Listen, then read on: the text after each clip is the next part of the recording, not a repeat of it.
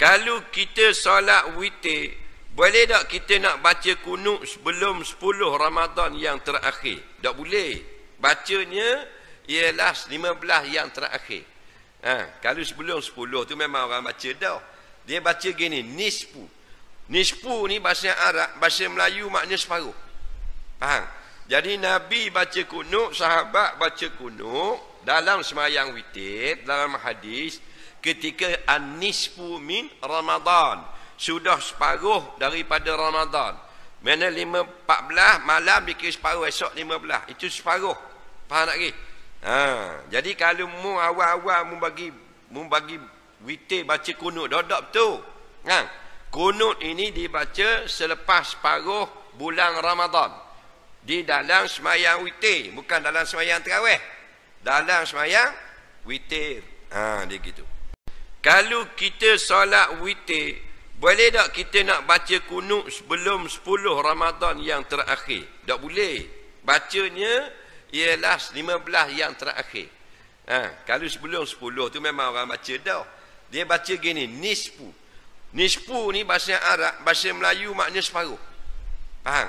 Jadi Nabi baca kunut, sahabat baca kunut dalam sembahyang witir, dalam hadis, ketika an-nisfu min Ramadan, sudah separuh daripada Ramadan.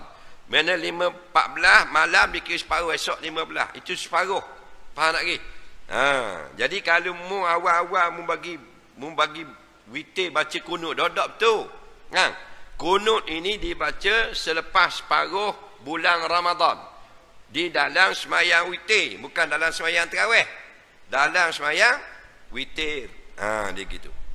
Kalau kita solat witir, boleh tak kita nak baca kunut sebelum 10 Ramadan yang terakhir? Tak boleh. Bacanya ialah 15 yang terakhir.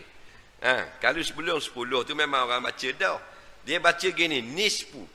Nisfu ni bahasa Arab, bahasa Melayu maknanya separuh. Faham? Jadi Nabi baca kunut, sahabat baca kunut dalam sembahyang witir, dalam hadis, ketika an-nisfu min Ramadan, sudah separuh daripada Ramadan. Mana 14 malam dikira separuh, esok 15. Itu separuh. Faham tak ke? Jadi kalau mu awal-awal mu bagi witir baca kunut, dak betul. Kunut ini dibaca selepas separuh bulan Ramadan. Di dalam sembahyang witir, bukan dalam sembahyang tarawih. Dalam sembahyang witir. Dia gitu.